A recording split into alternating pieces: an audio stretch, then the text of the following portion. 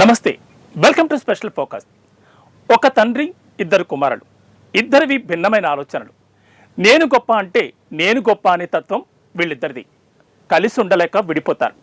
విడిపోయాక పగ ప్రతీకారం ఉంటారు. తమకు అనుకూలమైన వారిని దగ్గర చేర్చుకుని ఒకరిపై ఒకరు పైచేయి సాధించేందుకు ప్రయత్నిస్తారు. చివరికి ఎవరు విజయం సాధిస్తారు అంటే దానికి ఎవ్వరూ సమాధానం చెప్పలేరు. కాలం గడిచే కొలది గూడు కట్టుకున్న వైరం మరింత పెరిగిపోతుంది. ఈ కథకి క్లైమాక్స్ అంటూ ఉండదు. పార్ట్ 1, పార్ట్ 2, పార్ట్ 3 ఇలా సాగిపోతూనే ఉంటాయి. మన సినిమాల్లో కనిపించే సాధారణమైన కథలు. సినిమా అయితే 3 గంటల్లో ముగించేస్తారు. కానీ రియల్ లైఫ్లో ఇలాంటి కథలకు ముగింపు ఉండదు. అప్పుడప్పుడు కామాలు మాత్రమే కనిపిస్తూ ఉంటాయి. ఈ కథకు రియాలిటీని జోడించి 2 దేశాలకు అన్వయిస్తే అది ఇజ్రాయిల్, పాలస్తీనా కథలా మారుతుంది. ఈ 2 దేశాల కథ గురించి తెలియాలంటే మనం 4000 ఏళ్ళు వెనక్కి వెళ్ళాలి. వామ్మో, అంత దూరమా అని షాక్ అవ్వకండి. అంత దూరం వెళ్తేనే ఈ కథకు మూలం దొరుకుతుంది. మనం ఏమైనా క్లైమాక్స్ను ఊహించవచ్చేమో తెలుస్తుంది. మరెందుకు ఆలస్యం, వెంటనే ఆ మూలాల్లోకి వెళ్ళిపోతామా?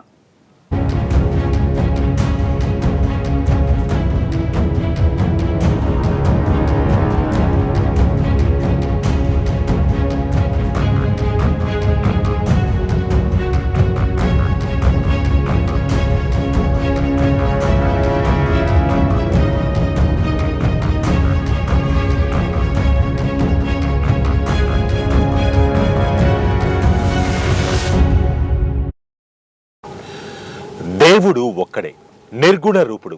ఆయన నుంచే ఈ సృష్టి యావత్తు సృష్టించబడింది. ఇలా సృష్టించబడిన ఈ సృష్టికి అనేక పేర్లు ఉండొచ్చు, కానీ మూలం మాత్రం ఒక్కటే.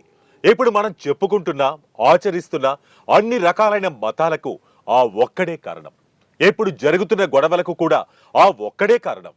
నిర్గుణ రూపంలో ఉన్న భగవంతుడు లేదా దేవుడు సాకార రూపంలో భూమిపై అవతరించాలి. అక్కడి నుంచే కథ ప్రారంభమవుతుంది. ఈ కథకు మూలం 9700 సంవత్సరాల క్రితం ప్రారంభమైందని చరిత్రకారులు చెబుతున్నారు. మూలంలో జన్మించిన వ్యక్తి ఆడం. అతనికి 2 కుమారులు ఉన్నట్టుగా చరిత్ర చెబుతోంది. ఆడంకు ఎరిక్ కుమారుడు కాగా, ఎరిక్ నోవా కుమారుడు. నోవాకు 3 సంతానం. ఇందులో ప్రథమంగా చెప్పుకోవలసిన వ్యక్తే ఇప్పటి పశ్చిమాసియాలో జరుగుతున్న రణరంగానికి మూల కారణం. ఈ మూల కారకుడు 4000 సంవత్సరాల క్రితం జన్మించినట్టుగా చరిత్రకారులు చెబుతున్నారు. ఆయన పేరు అబ్రహం. యూదులు అబ్రహం పేరుతోనూ, అరబ్బులు ఇబ్రహీం పేరుతోనూ పిలుస్తారు. ఇద్దరు పిలిచే పేర్లు వేరైనా ఒక్కరే అన్నది వాస్తవం. ఇదెప్పుడో 4000 సంవత్సరాల క్రితం జరిగింది. ఇది ప్రామాణికమా అంటే మనకు తెలియదు, కాబట్టి నిజం కాకపోవచ్చు, లేదా నిజం కూడా అయి ఉండొచ్చు. ఈ అబ్రహం లేదా ఇబ్రహీంతో ఇక్కడి ప్రజలు ఓ ఒప్పందం చేసుకున్నారు. అబ్రహంను ఫాదర్ ఆఫ్ మల్టిపుల్ నేషన్స్ గా గుర్తించారు. అంతేకాదు, అప్పట్లో ఆయన నివసించిన ప్రాంతాన్ని ప్రెజెంటెడ్ ల్యాండ్ పేరుతో ప్రజలకు దారాదత్తం చేశాడు. ఆ ప్రెజెంటెడ్ ల్యాండ్ ఉన్న ప్రదేశమే ఇజ్రాయిల్. దేవుడు తమకు కానుకగా ఇచ్చిన ప్రాంతమని, అక్కడి భూభాగం మొత్తం తమకే సొంతమని ఇజ్రాయిల్ వాదిస్తోంది.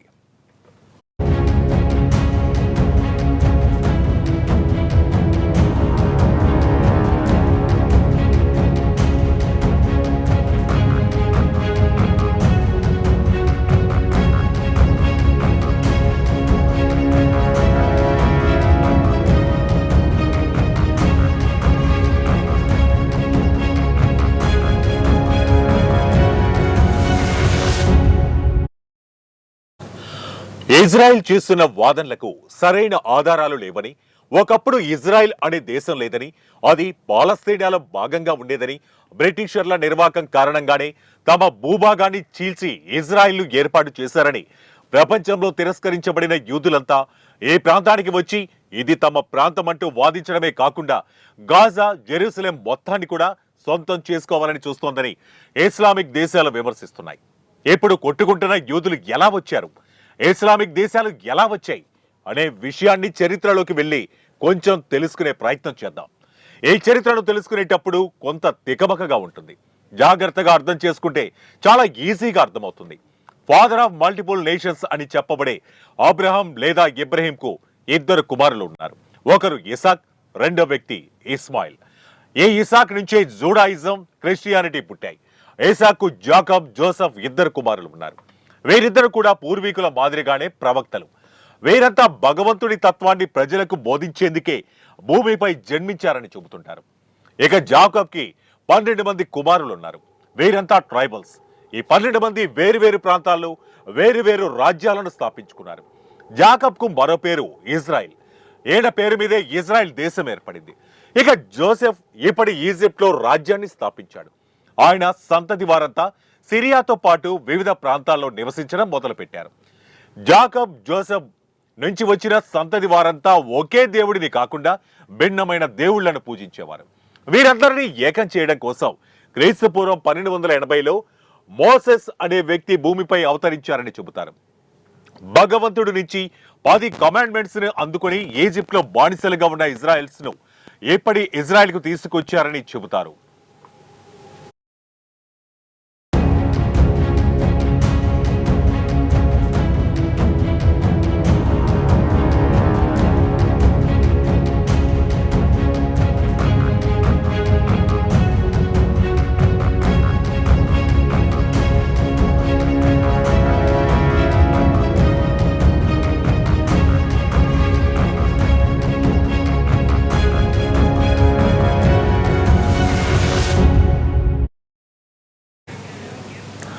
మోసెస్ ఇజ్రాయిలైట్స్ అందరినీ ఒక్క చోటకు చేర్చి ఒకే దేవుడి సిద్ధాంతాన్ని వారికి బోధించినట్లుగా చరిత్ర చెప్తోంది. ఆ తర్వాత వచ్చిన సోలోమన్ అనే రాజు కూడా ఒకే దేవుడి సిద్ధాంతాన్ని తీసుకురావడమే కాకుండా ఇప్పటి జెరూసలేంలో మొదటి దేవాలయం మౌంట్ మోరాను నిర్మించారు. సోలోమన్ బతికున్నంత కాలం ఇజ్రాయిలైట్స్ అందరూ కలిసి ఉన్నారు. వీరందరూ ఒకే దేవుణ్ణి పూజించారు. మౌంట్ మోరా అనే దేవాలయం కూడా ఉంది. అయితే సోలోమన్ మరణించాక అప్పటి వరకు కలిసి ఉన్న వారంతా తెగలుగా విడిపోయారు. కానీ ఒకే దేవుడి సిద్ధాంతం వీరిలో బలంగా నాటుకుపోయింది. ఎప్పుడైతే అసీరియన్ రాజుల ఇజ్రాయెల్లో ప్రవేశించారో అప్పుడే మొత్తం మారిపోయింది. ఒకే దేవుడి సిద్ధాంతాన్ని అసీరియన్ రాజులు విశ్వసించేవారు కాదు. అసీరియన్లో భిన్నమైన దేవుళ్ళని నమ్మేవారు, పూజించేవారు. ఇక్కడి నుంచే కథ మరో మలుపు తిరిగింది.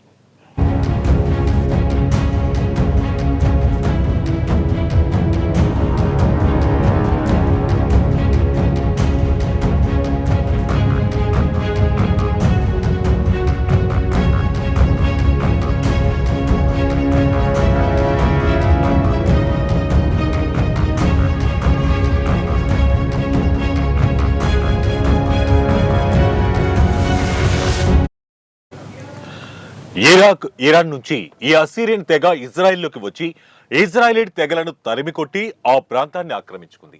ఒకే దేవుడి సిద్ధాంతాన్ని కాళరాసి భిన్నమైన దేవుళ్లను పూజించే విధంగా ఆదేశాలను జారీ చేశారు. పాటించని వాళ్ళను దారుణంగా హింసించి చంపేవారు.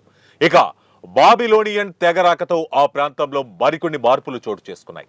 ఇజ్రాయెల్ గా చెప్పబడిన ప్రాంతం మొత్తాన్ని ఆక్రమించడమే కాకుండా మొదటి ఆలయం మౌంట్ మోరాను కూడా ధ్వంసం చేశారు. వీరి తర్వాత పర్షియన్లు ఈ ప్రాంతాన్ని ఆక్రమించుకున్నారు. పర్షియన్ రాజుల్లో చెప్పుకోదగిన వ్యక్తి సైరస్ గతంలో ధ్వంసమైన మౌంట్ మొరాను తిరిగి పునర్నిర్మించాడు. ఇజ్రాయెల్ నుంచి వలస వెళ్లిన యూదులను తిరిగి సొంత దేశానికి రావాలని ఆహ్వానించాడు.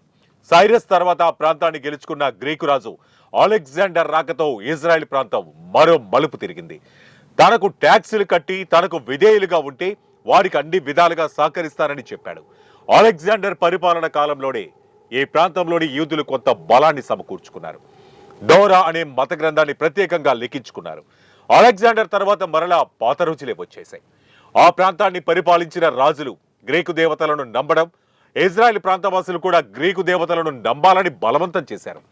నమ్మిన వారిని చంపడం లేదా నమ్మని వారిని చంపడం లేదా దేశ బహిష్కరణ చేయడం మొదలుపెట్టారు. ఇక్కడ బతకడం కష్టమని భావించి యూదులు తిరిగి వివిధ ప్రాంతాలకు వలస వెళ్లారు. ఇక సోలమన్ సంతతిగా ఉద్భవించిన జేసస్ రోమన్ ప్రభుత్వాన్ని విమర్శించడం మొదలుపెట్టాడు. అక్కడి వారిని హింసించడం మానుకోవాలని విజ్ఞప్తి చేశారు. అయితే జీసస్ ను రోమన్లు సిలువ వేసింది. జీసస్ కు సిలువ వేయడంతో దానికి గుర్తుగా జెరూసలేంలో 4వ శతాబ్దంలో హోలీ సిబుల్కర్ పేరుతో చర్చిని నిర్మించారు. ఇప్పటికీ ఈ చర్చ్ జెరూసలేంలో ఉంది.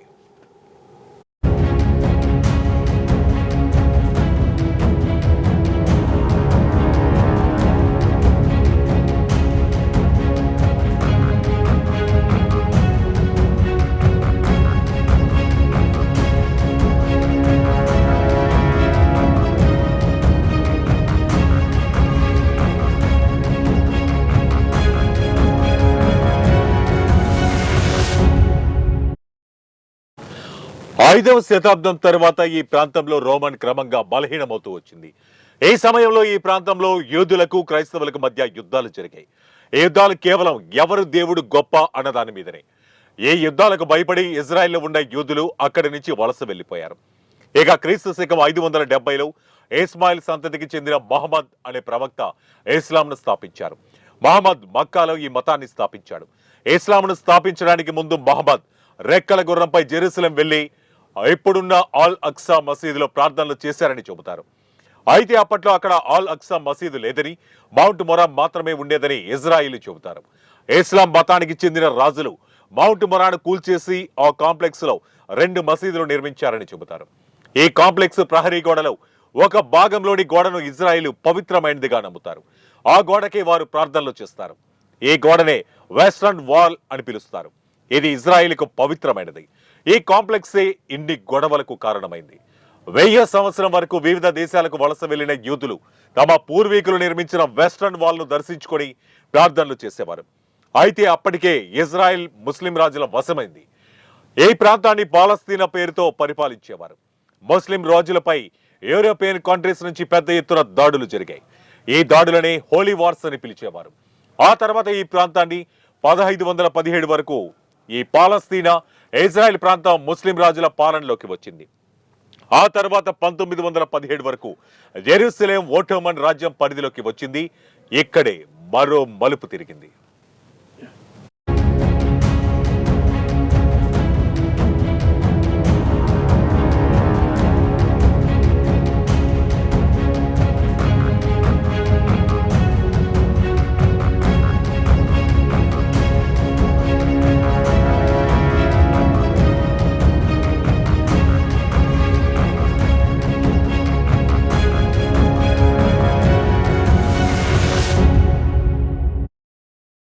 బ్రిటిష్ పరిపాలకులు రవి అస్తమించని సామ్రాజ్యంగా ప్రపంచవ్యాప్తంగా విస్తరించారు.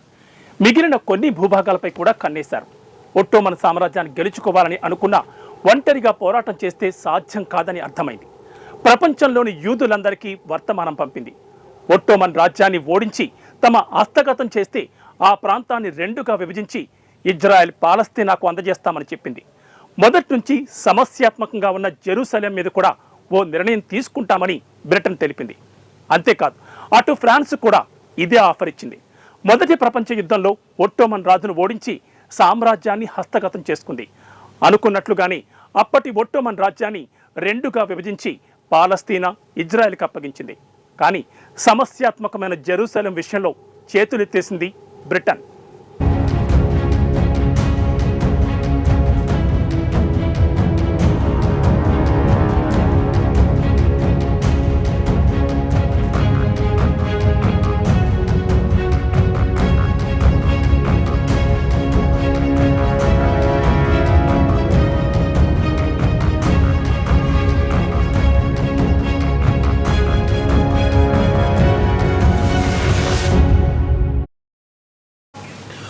వేల సంవత్సరాల నుంచి జెరూసలేంలోనే మౌంట్ మోరా ఆలియాస్ ఆలక్సా కాంప్లెక్స్ కోసమే ఒకే తండ్రి బిడ్డలైన యూదులు ముస్లింల మధ్య పెద్ద ఎత్తున యుద్ధాలు జరిగాయి. మొదటి ప్రపంచ యుద్ధం సమయంలో బ్రిటిష్ ప్రభుత్వం ఇచ్చిన హామీతో యూదులు, అరబ్బులు, క్రిస్టియన్లు ఒక్కటై పోరాటం చేశారు. ఓటోమన్ సామ్రాజ్యాన్ని జయించారు. అయితే ఇక్కడే ఓ చిక్కొచ్చి పడింది. ఆ ప్రాంతాన్ని అప్పగించే క్రమంలో బ్రిటిష్ పాలకులు కొత్త ట్రిక్ ప్లే చేశారు. ఆ ప్రాంతాన్ని పరిపాలించేందుకు ఎవరికీ అనుభవం లేదని, వారికి అనుభవం వచ్చే వరకు తామే పరిపాలిస్తామని, అనుభవం వచ్చిన తర్వాత వారికి స్వతంత్రం ప్రకటిస్తామని చెప్పింది. మొదటి ప్రపంచ యుద్ధం సమయానికి బ్రిటన్ సూపర్ పవర్ గా ఉండడంతో వారంతా ఒప్పుకున్నారు. విభజించి పాలించు అనే సూత్రాన్ని బ్రిటిష్ వారు అక్కడ కూడా ప్లే చేశారు.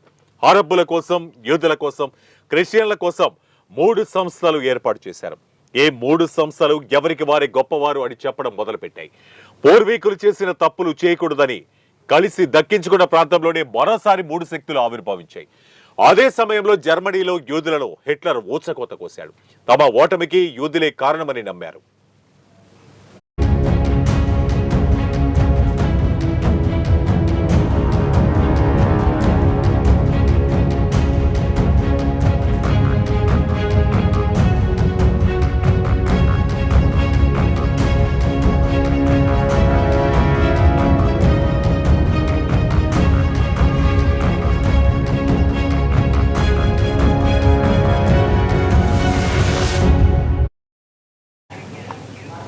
జర్మనీ నుంచి ప్రాణాలను అరచేతిలో పెట్టుకుని పాలస్తీనా వచ్చిన యూదులు అక్కడ క్రమంగా భూములు కొనుగోలు చేస్తూ తమ ప్రాబల్యం పెంచుకున్నారు. 1939లో మరోసారి జర్మనీ పోలాండ్ మధ్య యుద్ధం మొదలైంది. ఈ క్రమంలోనే బ్రిటన్ కూడా యుద్ధంలోకి దిగింది. ఈ విధంగా రెండో ప్రపంచ యుద్ధం ప్రారంభం కావడంతో దీనికి కూడా యూదులే కారణమని సుమారు 60 లక్షల మంది యూదులను హిట్లర్ చంపేశాడు. దాదాపు 1 కోటి మంది యూదులు పాలస్తీనాకు వలస వచ్చారు. దీంతో పాలస్తీనాలో యూదుల ప్రాబల్యం భారీగా పెరిగింది. దీంతో అరబ్ ముస్లింలు యూదులపై బ్రిటిషర్లకు కంప్లైంట్ చేయడంతో సమస్య తీవ్రమవుతుందని భావించి చేతులెత్తేసి అక్కడి నుంచి బ్రిటన్ మెల్లిగా తప్పుకుంది. ఈ అంశం ఆ తర్వాత ఐక్యరాజ్య సమితికి చేరింది. ఐక్యరాజ్య సమితి ఈ సమస్యకు పరిష్కారాన్ని సూచించింది. యూదులు ఉండే ప్రాంతాన్ని ఇజ్రాయెల్ గాను, అరబ్ ముస్లిం ఉండే ప్రాంతాన్ని పాలస్తీనా గాను, జెరూసలేంను ఎవ్వరికీ అప్పగించకుండా అంతర్జాతీయ జోన్గా ప్రకటించింది. ఈ ప్రపోజల్ను ఇజ్రాయెల్ ఒప్పుకున్న పాలస్తీనా మాత్రం ఒప్పుకోలేదు. జెరూసలేం తమ భూభాగమేనని స్పష్టం చేసింది. అప్పటి నుంచి పాలస్తీనా జెరూసలేం మధ్య యుద్ధం జరుగుతూనే ఉంది. ఒక పెద్ద దేశంగా ఉన్న పాలస్తీనా ఇజ్రాయెల్ గాను, ఆ తర్వాత గాజా, వెస్ట్ బ్యాంక్ గాను విడిపోయింది. ఇలా విడిపోయిన ప్రాంతాలను ఈజిప్ట్, జోర్డాన్ దేశాలు ఆక్యుపై చేశాయి. అయితే 1980 తర్వాత ఇజ్రాయెల్, పాలస్తీనా మధ్య కొంత సహృద్భావ వాతావరణం నెలకొంది. రెండు దేశాలు సహకరించుకోవాలనుకున్నాయి. జెరూసలేంను ప్రత్యేక ప్రాంతంగా గుర్తించేందుకు పాలస్తీనా ముందుకొచ్చింది. అది పాలస్తీనాలోని యువతకు నచ్చలేదు. ఈ క్రమంలోనే హమాస్ అనే కొత్త శక్తి పుట్టుకొచ్చింది. ఇలా పుట్టుకొచ్చిన హమాస్కు మొదట ఇజ్రాయెల్ సహకరించింది. కానీ హమాస్ మేకులా మారి ఇజ్రాయెల్కు తలనొప్పిగా మారడంతో వారిని ఏరివేయడం మొదలుపెట్టింది. ఒకే తండ్రి బిడ్డలైన యూదులు, అరబ్ ముస్లింలు ఒకప్పుడు ఎవరి దేవుడు గొప్ప అనే దానికోసం యుద్ధాలు చేయగా ఆ తరువాత భూమి కోసం, ఆధిపత్యం కోసం యుద్ధాలు చేస్తున్నారు. 4000 సంవత్సరాల నుంచి పశ్చిమాసియాలోని పాలస్తీనా, ఇజ్రాయెల్ ప్రాంతం రావణ కాష్టంలా రగులుతూనే ఉంది. 4000 సంవత్సరాల సమస్యకు పరిష్కారం ఎవరైనా చెప్పగలుగుతారా అని ఆ దేశాల ప్రజలు ఆశగా ఎదురుచూస్తున్నారు.